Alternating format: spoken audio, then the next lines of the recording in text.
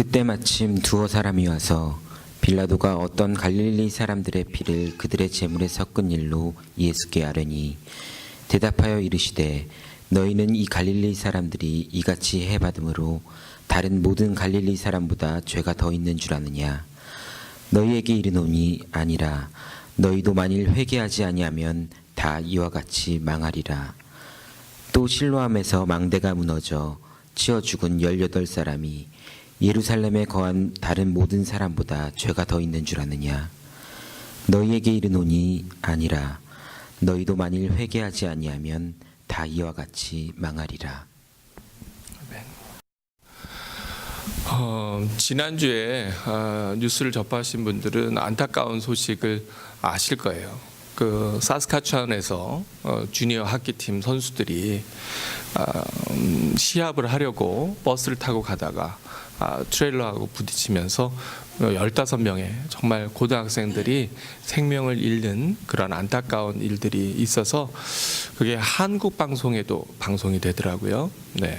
그래서 참 너무나 소중하고 아쉬운 귀한 생명들이 그렇게 젊은 시간에, 젊은 날에 이렇게 먼저 가게 됐는데, 사실 오늘 좀 이렇게 무거운 주제로 말씀을 준비하게 된 이유가 그 사건도 있고 또 내일이 4월 16일입니다. 여러분 4월 16일 하면 기억나는 사건이 4년 전에 있었죠. 한국에서 세월호 배가 침몰하면서 304명의 학생들이 물에서 생명을 잃는 그런 안타까운 일들이 있었습니다. 사실 사고나 사건이 남의 일 같지만 그러나 갑자기 발생하고 벌어집니다. 여러분도 아시겠지만 저희도 1년 조금 더 지났죠. 네. 그 세미나를 인도하러 1년 반 정도 전에 세미나를 인도하러 에버스포드에 가는데 우리 그날 너무 감사하게 우리 조성환 권사님이 목사님 주일 예배 끝나고 너무 힘드시니까 제가 운전을 하겠습니다. 그래서 우리 권사님하고 같이 가서 저희는 정말 안전하게 잘 갔어요. 그쵸 권사님? 네. 네, 아주 정말 속도를 잘 지키면서 안전하게 잘 갔는데 거의 다 가가지고 갑자기 생각지도 못하게 옆에서 차가 확 튀어나오면서 저희 차를 굉장히 세게 받아서 그래서 그냥 차가 완전히 그 큰 길에서 빙글 돌면서 그 보도블록을 타고 넘어서 바퀴들이 이렇게 부러졌어요. 꺾어지고 뭐 그래서 차는 완전히 폐차되고 굉장히 큰 사고였습니다. 정말 하나님의 은혜로 외상은 없었는데 이 내상이 있었어요. 그래서 우리 권사님도 또 장이도 또 저나 아내도 지금까지 좀 어려움을 겪고 있고 고생을 합니다. 오늘 아침에도 우리 장로님 내외 모시고 그리고 이제 같이 오는데 거기서 왜 그런지 모르겠어요. 그 차가 멀쩡하게 그 다른 집 하우스에 그 펜스를 들이받고 그래갖고 앞에가 부서지고 막 그래서 소방차 경찰차가 오고 그래서 길이 이렇게 좀 복잡했습니다. 저희가 같이 오는데 오늘 봤던 광경이에요. 사고나 사건이나 이런 것이 사실은 남의 일 같지만 늘상 우리 주변에서 끊임없이 일어나고 그리고 우리가 그런 일들을 경험하거나 또 그런 일들을 내 주변에서 발생할 때 우리가 신앙적으로 그것을 어떻게 이해하고 또 어떻게 받아들여야 되는가 혼란스러울 때도 많고 또 힘들 때도 많이 있습니다. 어떤 사람들은 그런 사건이나 사고를 보면서 오히려 하나님이 없어 저런 사건을 보니까 하나님이 계시긴 어디 계셔 이렇게 하나님이 계시지 않는다고 하는 어떠한 그러한 생각을 갖는 계기로 만들기도 하는데 사실은 그렇지 않습니다. 이러한 사건과 사고는 인간이 타락하고 또 이 세상에 그 사단이 공중의 권세를 잡은 이후로 계속해서 끊임없이 인류의 역사 가운데 일어나는 그러한 일들입니다. 오늘 우리가 읽는 이 누가복음 13장에는 두 가지 사건이 나오죠. 첫 번째 사건은 뭐냐 하면 갈릴리 사람들이 아마 그 로마의 항거에서 반역을 했던 것 같아요. 그 당시의 입장에서. 그래서 빌라도가 총독이 그 사람들을 잡아다가 그 사람들을 처형하고 그 피를 제단에 제물에 섞어서 그래서 신에게 제사를 하는 그러한 끔찍한 일에 대해서 이야기하고 있습니다. 그리고 또 하나 사건은 뭐냐 하면 실로암이 있는데 그 실로암의 망대가 무너지면서 무려 18명이나 생명을 잃는 그러한 안타까운 일이 오늘 본문에 나오고 있습니다.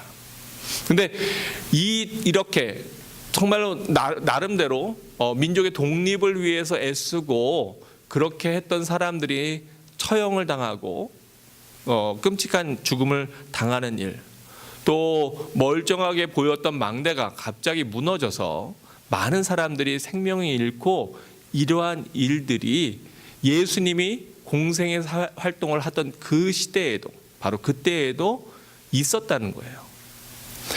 예수님이 사역을 하시고 예수님이 활동하시던 바로 그때에도 사건도 또 사고도 또 이렇게 생명을 잃는 일들도 있었고요. 병자들도 있었고 또 고통당하는 사람들도 함께 있었습니다. 우리 같으면 그런 마음 들잖아요. 아니, 하나님의 아들이 이 땅에 오셨으니까 더구나 예수님이 어디서 자라셨어요? 네, 나사렛에서 자라셨는데 그 나사렛이 어쩌면 바로 갈릴리 지방이거든요. 예수님이 주로 활동하셨던 지역이 어디냐면 갈릴리예요. 복음을 전파하시고 활동하셨던 지역이 그쪽인데 거기에서 그런 일들이 있으면 제가 만약에 어떤 초능력을 갖고 있다면 야 해가지고 그런 빌라도가 그렇게 갈릴리 사람들을 잡으려고 할 때 또는 처형하려고 할 때 개입하거나 또 그것을 막거나 방해하거나 그래서 그 사람들을 풀어주는 좀 이런 영웅적인 일을 하면 얼마나 멋있을까 이런 생각이 들기도 하고요. 또 실로암 망대가 무너지려고 그럴 때 갑자기 슈퍼맨이 나타나서 그걸 막는 것처럼 예수님께서 천사들을 보내셔서 그것이 무너지지 않도록 그렇게 막을 수 있다면 그러면 얼마나 좋을까. 우리가 다 그러한 모습들을 꿈꿔보지 않습니까?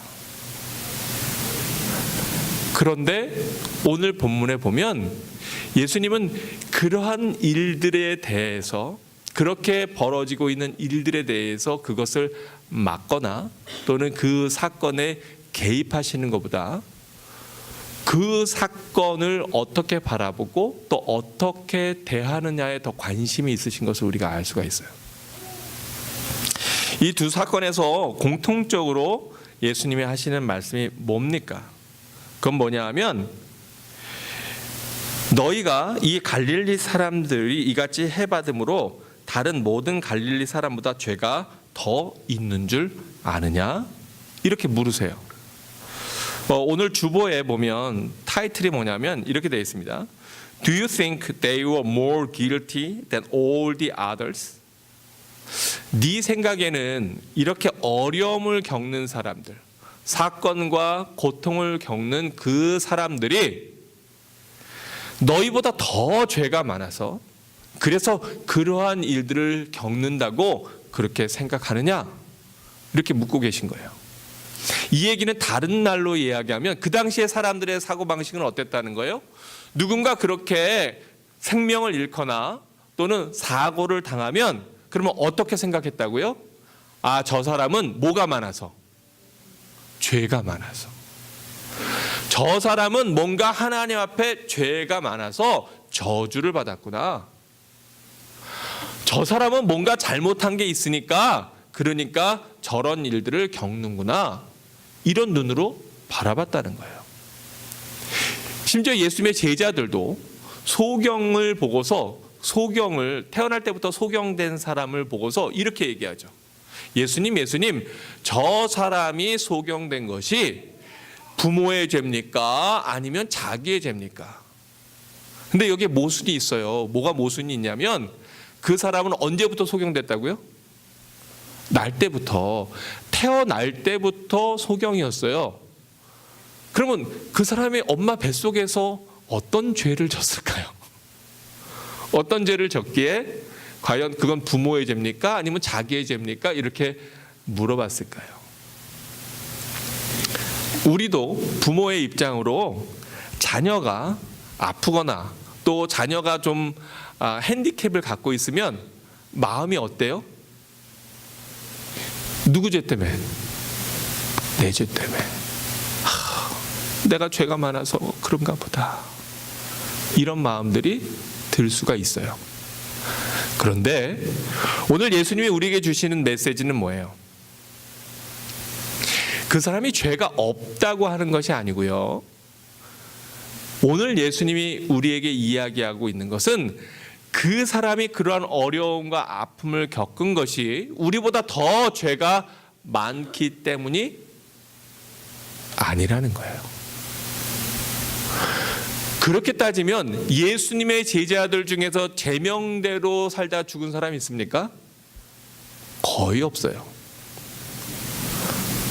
세상적으로 성공적인 삶을 살다가 간 초기 그리스도인들 중에서 세상적인 기준에서 아주 대단히 성공적인 부와 명예와 지위와 건강을 누리다가 산 사람이 있을까요? 거의 없어요. 아니 하다못해 심지어 하나님의 아들 예수 그리스도의 삶은 젊은 시절에 누명을 뒤집어 쓰고 끔찍하게 십자가에 매달려서 처형을 당함으로 그 누구보다도 가장 저주받은 것 같은 모습으로 죽임을 당한 그분이 바로 우리의 구세주 예수 그리스도시라는 거예요. 그렇기 때문에 우리는 정말 우리 주변에서 이런 어려움을 겪는 사람들을 볼 때에 우리가 뭐 조심해야 돼요? 입 조심해야 됩니다. 자칫 잘못하면 우리가 그 사람들에게 심각한 고통과 괴로움을 줄 수 있어요. 같은 일들을 했던 게 누구냐면 욥의 친구들입니다. 욥이 그렇게 신실하고 당대 최고의 의인이었는데 근데 그 욥이 이유는 알지 못하지만 그러나 말할 수 없는 고통과 어려움에 빠지죠. 근데 그때 친구들이 와서 위로한다고 하는 얘기가 뭐예요? 너 회개해라. 너 뭔가 잘못했으니까 그렇지. 너가 뭔가 잘못했으니까 이런 어려움을 겪는 거지. 이러한 얘기를 하거든요. 근데 욥기 42장에 보면 하나님이 욥의 친구들 책망하면서 뭐라 그러냐면 너네들 그거 잘못된 생각이야. 너네는 욥보다 옳지 않다라고 그 친구들을 책망하는 것을 우리가 성경을 통해서 알 수 있습니다. 그래서 이 오늘의 본문 말씀과 욥기의 말씀을 우리가 비추어 볼 때 하나님은 우리 주변에 누군가 어려움과 아픔과 고통을 겪는 사람들을 보면서 행여라도 우리 마음속에 저 사람 뭔가 잘못했으니까 저럴 거야 라고 어슘하는 그렇게 넘겨짚는 거에 대해서 하나님은 큰 죄라고 잘못이라고 말씀하고 계신다는 거예요. 그러면 우리가 할 일은 뭐냐? 주변에 그렇게 고통당하는 분들, 어려움을 겪고 있는 또는 아픔을 겪고 있는 바로 그 사람들에게 할 일이 뭐냐? 그것은 바로 우리가 함께 우는 일입니다.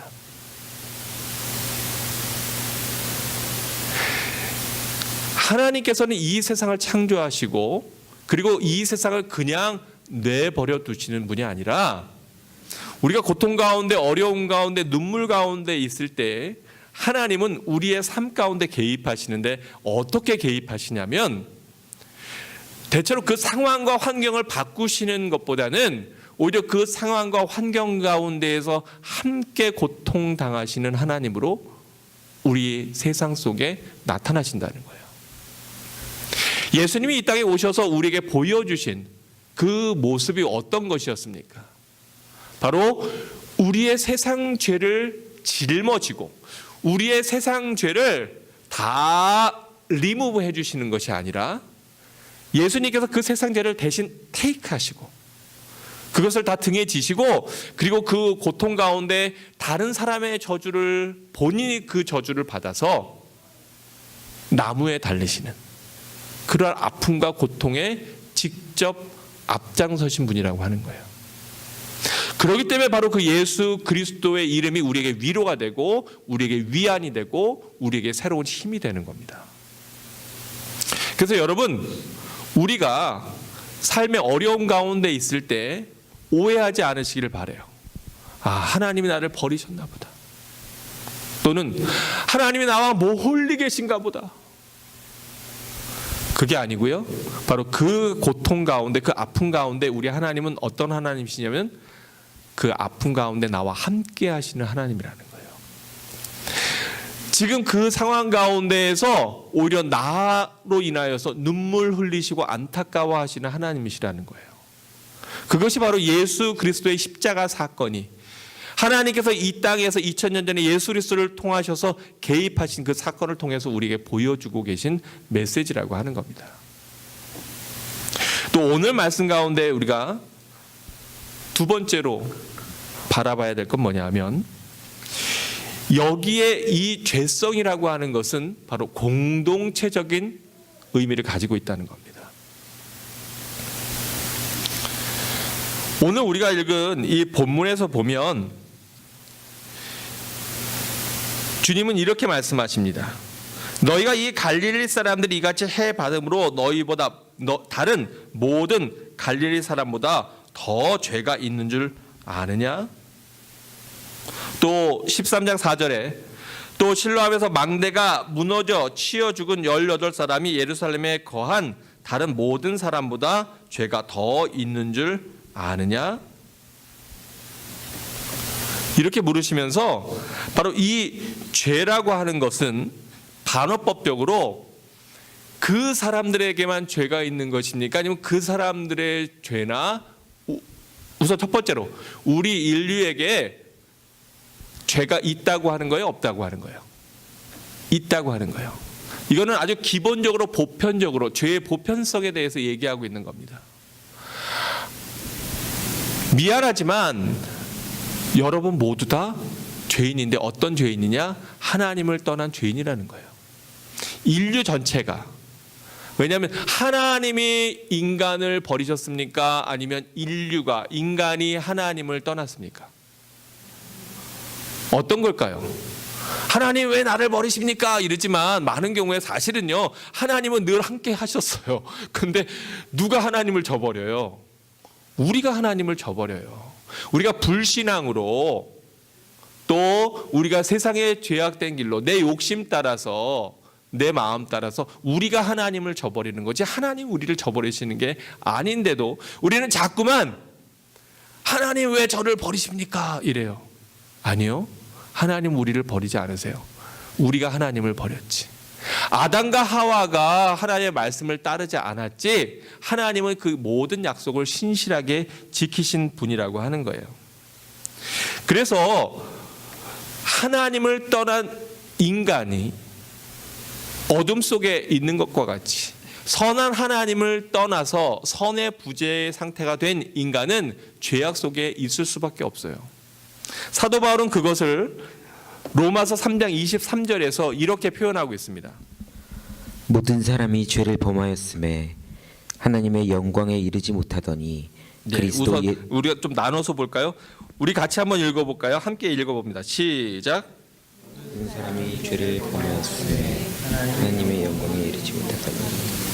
네. 예외가 있습니까? 없습니까? 없어요. 모든 사람이 죄를 범하였음에 예외가 없다고 하는 겁니다. 우리는 다 타락하여서 그래서 죄 가운데 있는 존재라는 거예요. 우리가 왜 구원받아야 됩니까? 어떤 사람들은 하나님도 필요 없고 예수님도 필요 없다 이렇게 생각해요. 왜요?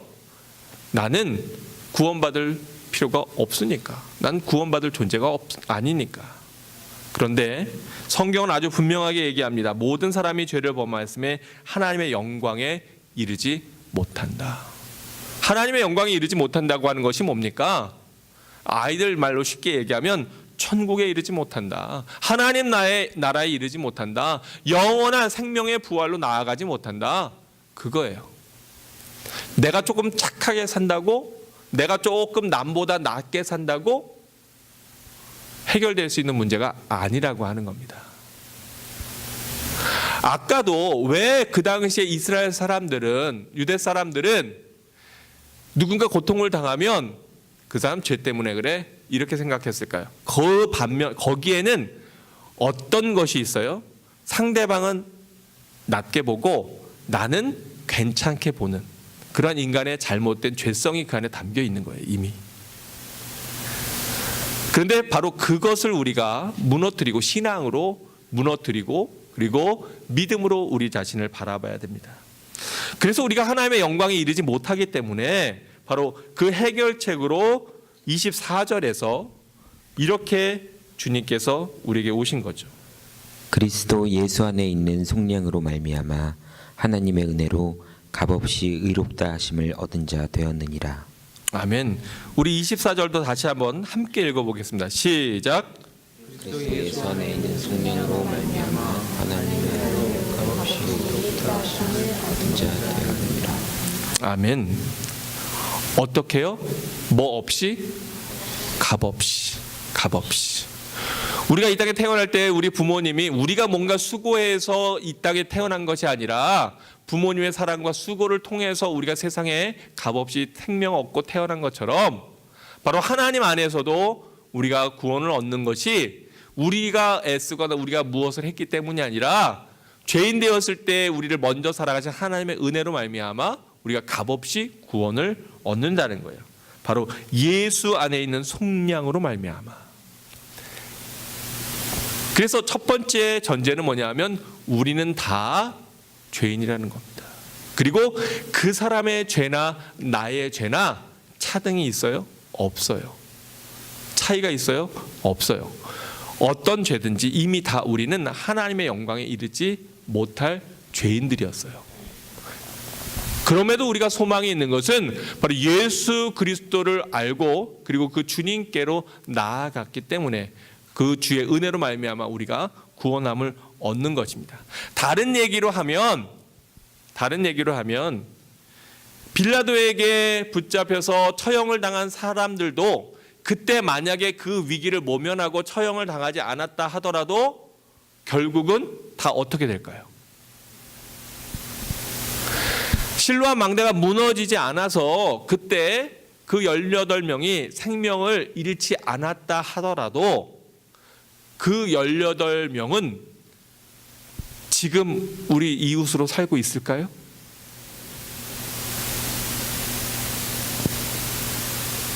즉 죄의 보편성에서 얘기하고 있는 것은 그러기 때문에 다 모든 사람은 죽는다는 거예요. 그래서 성경은 뭐라고 얘기합니까? 네. 사람이 죽는 것은 한 번 정하시면 다 죽는다. 다 마찬가지다. 우리가 다 죽음 앞에 놓여 있는 존재라는 거예요.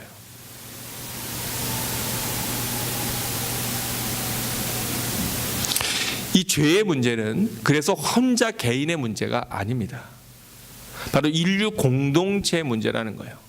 어떤 사건이나 사고도 한 사람의 죄로 인해서 발생하지는 않습니다. 여러 가지 많은 것들이 합쳐져서 그 일들이 발생합니다. 그러기에 우리가 이러한 문제를 바라볼 때, 이러한 것들을 바라볼 때 우리가 해야 될 일이 뭡니까? 오늘 우리 주님께서 우리에게 말씀하고 있는 것. 너희에게 이르노니 아니다. 그 사람들이 더 죄가 있어서가 아니다. 인간은 다 하나님을 떠나고 저버렸기 때문에 타락했다. 그런데 만일 회개하지 아니하면 다 이와 같이 망하리라. 오늘 죽는가 내일 죽는가의 문제보다 더 중요한 것이 있는데 나는 지금 주님 앞에 회개하고 있는가? 나는 지금 주님 앞에 어떠한 모습으로 있는가라고 하는 겁니다. 오늘 본문에서 우리가 생각해 볼 수 있는 것이 있어요. 그건 뭐냐면 인간이 세운 것은 언젠가 무너지고 만다고 하는 사실입니다. 삼풍백화점도 무너지고요. 성수대교도 무너지고요. 세월호도 가라앉고요. 그리고 미국에 있던 쌍둥이 빌딩도, UN 빌딩도 무너집니다. 결국 사람이 이 땅에서 세운 거는 다 어떻게 된다고요? 무너져요. 내가 세운 우리 가정이나 우리 집도 언젠가 때가 되면, 좀 죄송합니다만, 무너져요. 우리 육실의 장막집도 오래 쓰면 어떻게 돼요? 무너져요. 그것이 바로 영원한 삶이 아니라 이 땅에서 유한한 삶을 살아가는 우리 앞에 놓여져 있는 사실입니다. 그러기에 여러분, 우리는 더욱더 우리가 영원을 왜 이 땅에서의 삶이 소중합니까? 왜 이 땅에서의 삶이 짧은데 그런데 소중해요? 왜냐하면 이 땅에서의 삶이 영원한 시간들을 결정하기 때문에 그런 거 아닙니까? 근데 문제는 뭐냐 하면요, 문제는 우리가 나 자신의 죄보다는 주로 누구의 죄에 더 민감해요? 남의 죄에 더 민감해요. 나 자신의 죄를 돌아보고 나 자신을 살펴보기보다는 다른 사람의 죄를 더 잘 보고 더 쉽게 드러내요. 가정에서도 마찬가지예요. 주로 내 잘못보다는 누구의 잘못이 먼저 보여요? 남편의 잘못이, 아내의 잘못이, 자녀들의 잘못이 더 먼저 보여요. 이게 우리로 하여금 다툼과 갈등을 일으키게 할 때가 얼마나 많이 있습니까? 당시 유대인들도 자신의 죄를 보지 않고요, 성경에서 계속해서 이야기하고 있는 건 남의 잘못에 대해서 더 많은 관심을 보인다는 거예요. 그런데 주님은 분명하게 말씀합니다. 우리 모두가 다 회개해야, 그래야 우리가 망하지 않는 것이다. 그러지 않으면 소용이 없다. 근데 이건 저도 마찬가지였어요. 저도 옛날에 어릴 때, 또 젊을 때 보면 다른 사람들의 잘못, 다른 사람들의 실수, 다른 사람들의 죄가 더 많이 눈에 들어와요. 그럼 나이가 들면 이게 좀 나아지고 개선돼야 될 텐데, 잘못하면 나이가 들어도 여전히, 나이가 들면 더 성숙해져서 자기 자신을 돌아보고 자기를 성찰해야 될 텐데, 그런데 안타까운 건 잘못하면 나이가 들면 들수록 더 완고해져서, 그래서 다른 사람의 죄, 다른 사람의 잘못, 다른 사람의 부족함이 더 내 눈에 많이 드러나고 나타나게 되는데, 문제는 뭐냐면 자꾸 그런 것들이 보이고 그런 것들이 드러날 때 사실은 누가 괴로워요? 내가 괴로워요.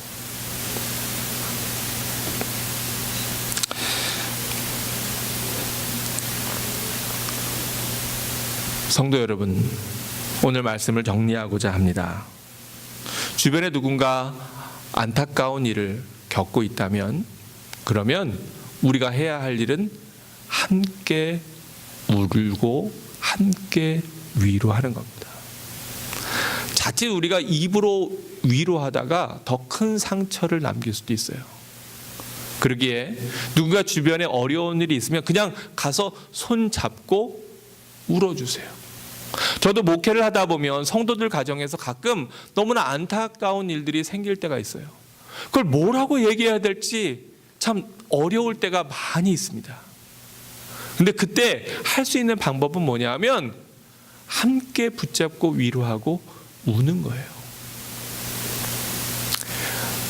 세월호 사건이 대한민국에 큰 트라우마로 작용했고, 그리고 정치적으로도 많은 변화를 주는 그러한 계기가 되었습니다. 왜 그랬을까? 왜 그렇게 그 사건이 크게 더 큰 이슈로 되어졌을까? 어쩌면 그 처음의 시작에서 우리가 더 위로하고 함께 울어야 되는데 그러지 못했기에 그 자녀를 잃은 그 부모들에게 너무나 큰 깊은 빗으로 찌르는 것과 같은 상처를 우리 사회가 남긴 것 아닌가. 그런 생각을 해보게 됩니다. 이번에 캐나다에서 그 학생들이 생명을 잃었어요. 젊은 같은 나이 또래 고등학교 학생들이 생명을 잃었습니다. 그런데 그 후속 기사를 보니까 너무나 감사하게 누군가 그분들을 위로하기 위해서 그래서 펀드를 열고 모금을 했는데 전 세계 많은 나라에서 그 성금이 또 모금이 되고 그리고 그 금액이 굉장히 많은 금액이 돈의 문제가 아니고 그러한 사건들을 대하고 그러한 사건들을 처리하는 데 있어서 그 사회가 어떠한 마음으로 그 일들을 받아들이고 어떠한 마음으로 함께 하느냐 이것에 따라서 아프고 고통스럽고 끔찍한 일들이지만 어떤 경우에는 오히려 그것이 이웃들의 또 그 나라와 그 사회의 사랑과 돌봄을 느끼는 계기가 되기도 하고 또 어떨 때에는 더 마음에 큰 아픔과 상처를 줄 수도 있다고 하는 걸 우리가 대비해서 볼 수 있다는 거예요. 여러분, 문제는 바로 우리입니다. 우리 공동체입니다. 우리 가정입니다. 그러면 우리의 모습은 어떤가? 우리 가족 가운데 누군가 아픔이나 어려운 일을 겪고 있어요. 아주 간단한 일이라도 하다못해 제가 섭섭했던 일이 있습니다. 그게 뭐냐면 제가 중국에 있을 때 이제 아침에 학원을 가려고 가다가 잘못해서 보도블록을 잘못 받아서 탁 넘어졌는데 무릎도 다치고 손도 까지고 크게 다쳤어요. 그랬는데 그럴 때 가족들한테서 받고자 하는 마음은 어떤 걸까요? 네, 따뜻한 위로예요. 따뜻한 위로였는데 우리 가족들이 다 웃는 거예요. 재밌다고. 제가 조금 과장해서 얘기하고 저희 집 얘기만 하는 겁니다. 왜냐하면 남의 집 얘기했다가 또 누군가 상처받을까 봐. 근데 여러분, 우리가 그럴 때 있잖아요. 그러지 않아요? 왜 남편이 마음이 상합니까? 나는 지금 너무 힘들어. 나는 지금 너무 고통스러워. 그런데 우리가 툭 던지는 얘기는 뭐예요? 아유, 뭐 그런 거 갖고 그래. 괜찮아. 여러분, 그렇게 얘기 들으면 괜찮아져요? 안 괜찮아요. 더 서운해요. 더 섭섭해요. 여러분 경험 안 하셨어요? 우리 그럴 때가 얼마나 많이 있어요. 여러분, 근데 사실은요, 우리가 그런 것들이 일상일 때가 많아요. 직장에서도 주변에서도 그건 위로가 아닙니다. 위로가 되지도 않아요. 차라리 그냥 아무 말 안 하는 게 나아. 근데 우리가 별 생각 없이 그렇게 하거든요. 자녀들을 데리고 수련회를 갔어요. 자녀들이 얘기를 꺼내놓기 시작하는데 막 줄줄줄 눈물을 흘리면서 울면서 얘기를 해요. 미안한 얘기지만 들어보면 대단한 얘기도 아니야. 그런데 왜 그게 마음에 상처가 됐을까? 그때 그 아픔을 공감해 주지 않은 거예요. 그때 그 외로움을, 그 힘든 거를 같이 마음으로 받아주지 않은 거예요. 부모로서 먼저 가르치려고 하고 또 부모로서 먼저 그 아이에게 바른 걸 제시한다고 했지만 그 아이의 마음을 받아주지 않았기 때문에 그래서 그것이 작은 일인데도 상처로 남아서 한참 후에 몇 년 후에 제가요 그때 그랬는데요 우리 엄마가요 이런 거로 나온단 말이에요.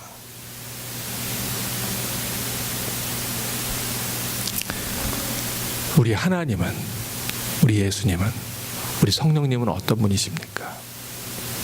우리가 외로울 때, 우리가 고통 가운데 있을 때, 다른 사람들은 이해하지 못, 아니 나 자신도 이해하지 못하는 그러한 절박한 상황과 어이없는 어처구니 없는 어려움을 겪을 때 나와 함께 하시고 나를 책망하기보다는 나를 품고 안아주시는 탕자의 아비와 같이 그렇게 우리를 돌보시는 그 하나님이기 때문에 우리에게 위로의 하나님, 평화의 하나님이 되시는 것 아닙니까? 그렇다면 우리도 그러한 믿음으로, 그러한 은혜로 세상을 살아가야 할 것입니다. 그리고 여러분, 그러한 우리의 첫 걸음은 어디에서 옵니까? 바로 우리의 높은 마음, 교만한 마음, 완악한 마음을 하나님 앞에 회개하는 데서부터 시작되는 거예요. 이 회개라고 하는 것이 너무나 중요합니다.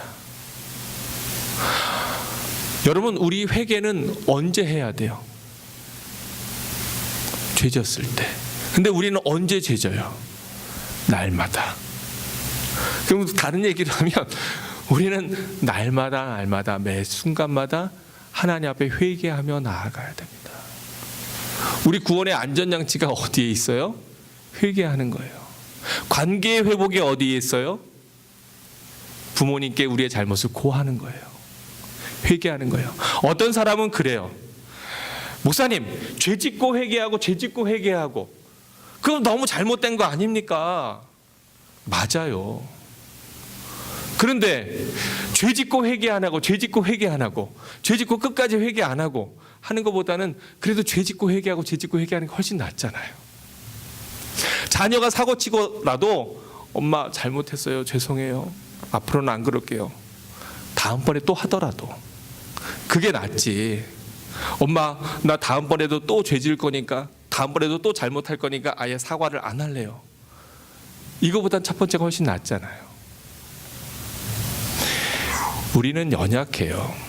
우리의 믿음이 대단한 것 같지만 아니에요. 저도요, 제 믿음이 목사가 대단한 것 같지만 전혀 아니오시다예요. 우리의 믿음은 참 약하고 작습니다.